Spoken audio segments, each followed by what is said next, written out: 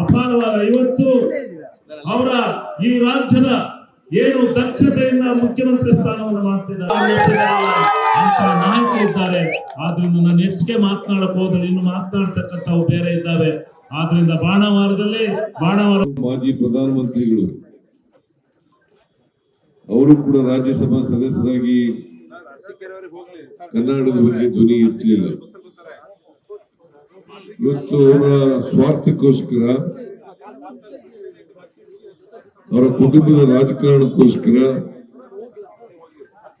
ಅವರ ಅಸ್ತಿತ್ವವನ್ನು ಉಳಿಸಿಕೊಳ್ಳಲಿಕ್ಕೋಸ್ಕರ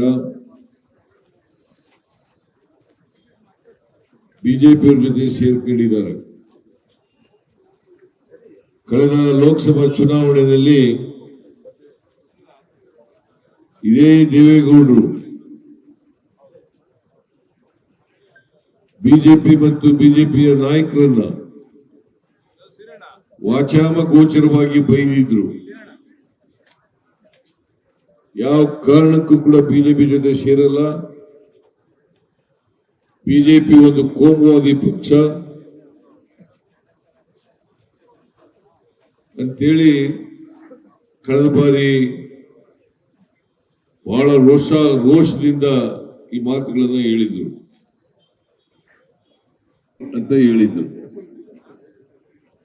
ಯಾಕೆ ಹೇಳಿದ್ರು ಅಂತಂದ್ರೆ ಬಿಜೆಪಿ ಒಂದು ಕೋಮುವಾದಿ ಪಕ್ಷ, ಅದಕ್ಕೋಸ್ಕರ ನಾನು ಮುಸ್ಲಿಮರ ರಕ್ಷಣೆ ಮಾಡ್ಲಿಕ್ಕೋಸ್ಕರ ಮುಸ್ಲಿಂ ಆಗಿ ಹುಡ್ತೀನಿ ಅಂತ ಹೇಳಿದ್ರು. ಅದ್ರ ಜೊತೆಗೆ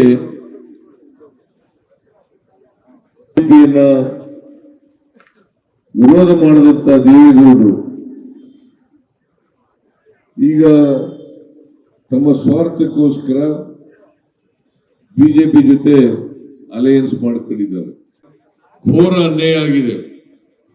ತೆರಿಗೆ ಹಂಚಿಕೆನಲ್ಲಿ ಅನ್ಯಾಯ,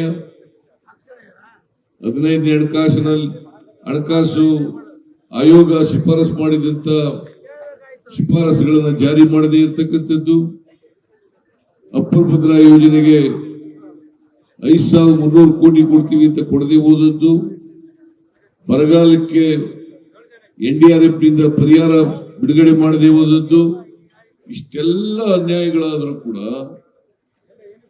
ಪ್ರಜ್ವಲ್ ರೇವಣ್ಣ ಒಂದು ದಿನ ಬಾಯಿ ಬಿಡಲಿಲ್ಲ.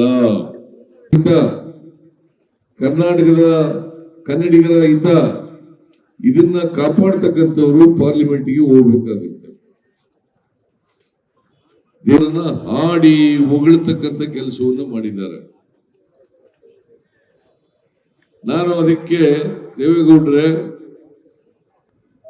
ನಡ್ಕೊಂಡಿದ್ದೀವಿ, ದೊಡ್ಡ ಮಾತಂತೆ ನಡ್ಕೊಂಡಿದ್ದೀವಿ.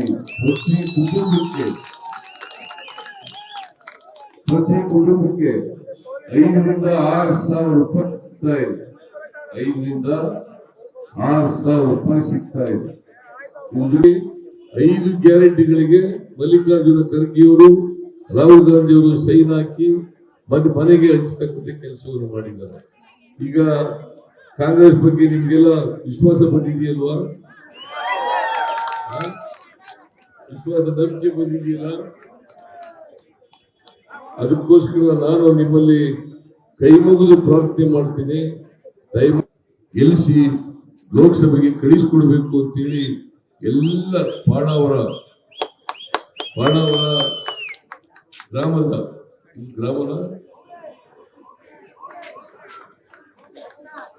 ಬಾಣಾವರ ಹೋಬಳಿ, ಬಾಣಾವರ ಜನರು, ಪಟ್ಟಣ ಪಂಚಾಯತಿ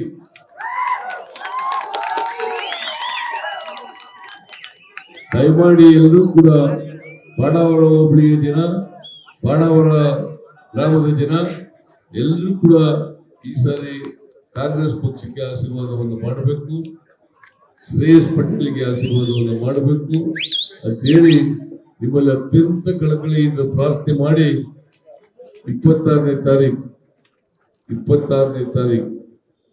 ನಮ್ಮ ಗುರುತು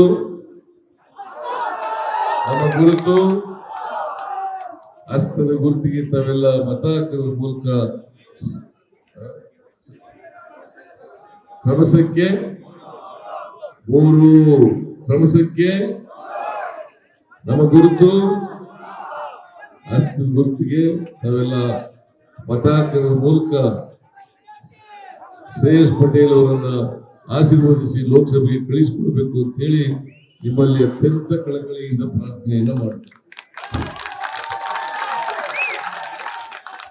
if you like this video ಬೇಗ ಲೈಕ್ ಮಾಡಿ, ಕಾಮೆಂಟ್ ಮಾಡಿ, ಶೇರ್ ಮಾಡಿ ಹಾಗೂ ಯೋಯೋ ಟಿವಿ ಕನ್ನಡವನ್ನು ಸಬ್ಸ್ಕ್ರೈಬ್ ಮಾಡಿ.